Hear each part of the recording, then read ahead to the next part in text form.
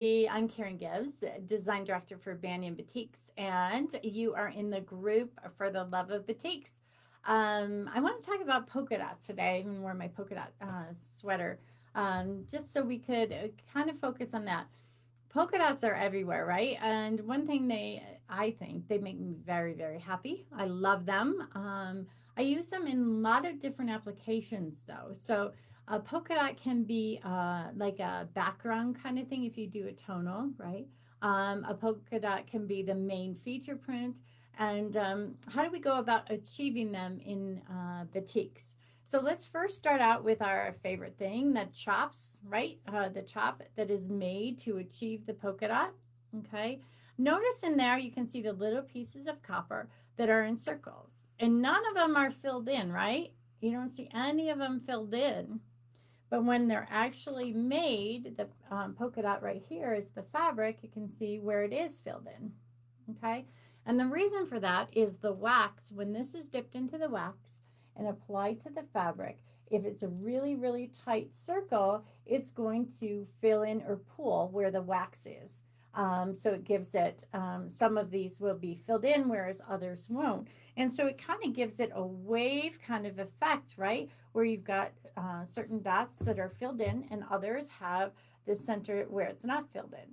So it's kind of when you're going to draw them and you're trying to make sure some are really close together and some have more space in between them, it gives a little bit of difference in the toss of the dots. For instance, like my sweater, it's probably a little bit more even on the toss of the dots. So when you're talking polka dots, it's like, okay, what am I trying to achieve with it? Do I want a high contrast? Do I want a low contrast, no print kind of thing?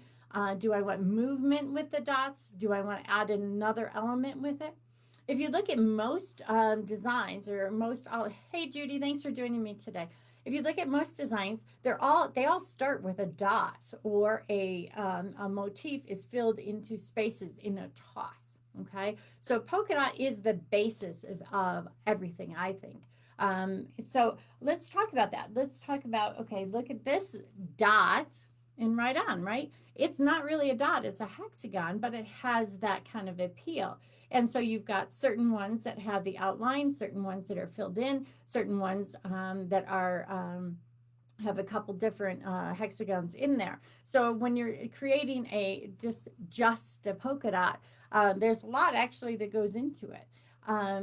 We have another one here from the My Graphics collection, and it's polka dots, but it's got swirls all over it too. And then it's bigger and smaller and movement of the swirl.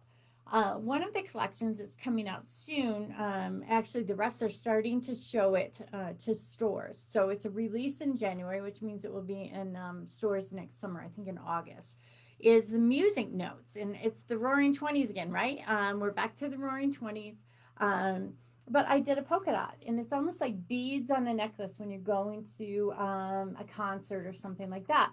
But it's the motion of it. Hey, Kathy, thanks for joining me. It's the motion of it, right? So I've got just a polka dot, but I've added a little bit of motion because that helps and it adds motion to your project when you're going to use it. And this one, it's not a high contrast, but it is a contrast, right? We've got kind of like a brass up against a warm gray kind of look in there. So you've got to think about that too. All of these dots are filled in. Patricia, thanks for joining. All of these dots are filled in, and then we've got two sizes of dots in there. And they're kind of linear, aren't they? Because they're following a pattern or a pattern of motion in there. All right. Now let's go back to what I was talking about. Polka dot. Janet, thanks for joining. Polka dot as a background. One of my collections is an essential collection is the classics, and I adore this polka dot. Okay, it's a multi, but it's just so beautiful. It looks like a splatter of dots, but I had to draw every single one of those dots in the different sizes that I wanted to make the chop that I just showed you, or a chop similar to what I showed you, and think about how it's going to repeat. On this one, what we did is the background is plain, and I put the multicolor in the polka dot. Okay, Leslie, thanks for joining. So the multi plays in the polka dot. And it's kind of a no print print, right? If you step back far enough, you can kind of use it maybe as a background, and then use the shadows or these colors right here in your blocks. All right. Another application of it is kind of in the olivey color tones. And again, in this one, I use the multis in the motif. And then on this one, I did two different colors, not a lot of changes in color in the multi. So there's a lot that goes into just the polka dot, right? One thing I want to make just a quick note on, this one is also from the Classics line. It's the same polka dot, it's just black and white, right? It's from the Banyan Classics, and here's some more with it. But the Banyan Classics is going to be featured. I just found out from Trisha Patterson. It's going to be featured on the cover of Quilt Mania. So start to look for that. We're mixing batiks with wool. Isn't that a cool application? But again, the polka dot, the black and white, it has just such a traditional kind of look, right? This is called the Banyan Classics, and they're the essentials are reorderable, so stores can get them in all the time. Okay, Laura and Denise, thanks for joining today. Okay, so let's talk about. We've talked about a little bit about polka dots that are kind of supporting prints, right? They're not the feature. They're maybe you can pull colors from them if the motif is multi, like I said in the classics with the multi. So you can pull different colors from them. What if we wanted to do a polka dot that was the focus? And that's what I was talking about with my dot necessities. It's a color me banyan. And a color me banyan, when we do that, it's kind of like we found something that's really cool and maybe we haven't seen it that much on the marketplace in quilting, or it's something new and innovative and I want to feature it. And that's what we did with dot necessities. The polka dots are pretty big. And you can see a lot of them in the display behind me. But here it is, the polka dots of the dot necessity. And the scale is ginormous, right? Compared to what I was just showing you with the small classics. What would you do with this particular one? Well, in any normal quilting, yes, you take this multi right here is just fantastic because there's a lot of colors there, right? So what I've done is I've done one chop application where it's a multi-color in there, and then I did a second chop application where it's the white polka dot. What is applied first? Actually, the white is applied, okay? So the white, we've applied the wax to hold the white in, okay? And then we colored, and then we applied the wax to hold the colors of the multi polka dots, and then we bleached it out, and then we dried it, and then applied the color for the background. Okay, so it gives it quite a bit of depth. And if you look at that one, the way I've done it in this particular one, there's a lot of multi going on in the second chop application of the dot, but also in the background. So it has just a lot more depth to it. What if you take this and you see these on your batik wall? Okay, you see them on the batik wall in your favorite store. And here, of course, for those purple ladies, I do have purples. Okay, and I love this one with the black. Oh my goodness!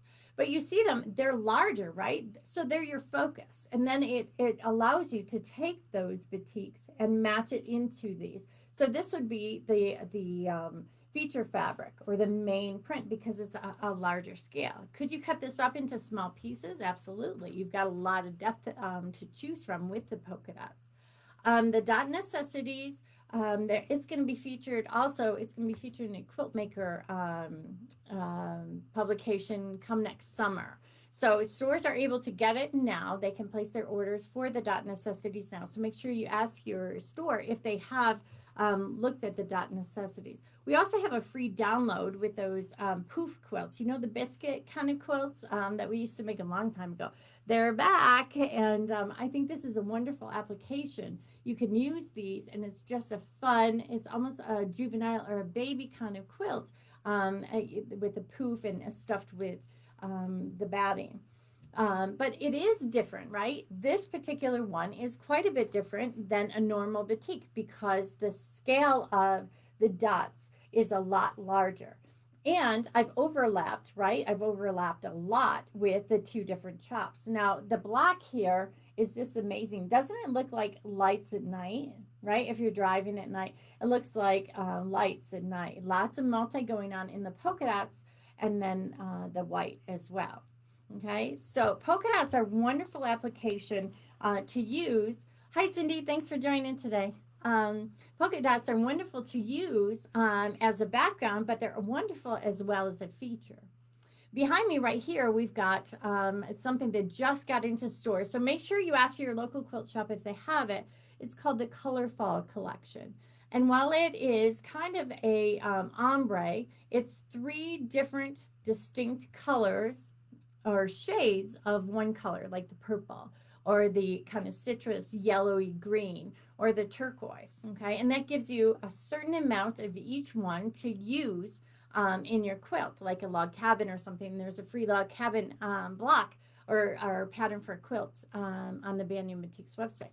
But that one actually has almost like raindrops in it. Okay, so what we've done is when we sketched it, yes, you've got one sketch of the line or where the copper would be, and then you double it up underneath so it has a heavier appearance. Okay, so there's many applications. That's a main print, right, for that one.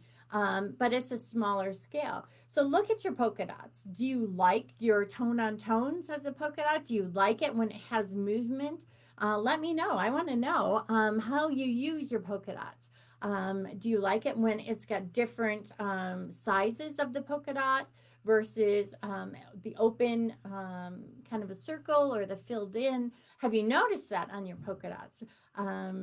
Do you like the large scale batik? What do you think of the dot necessities in the Color Me Banyan? Is that something unique and different? Is that something, what quilt project would you use with the dot necessities? Because this is going to be in stores come spring, end of March, early April.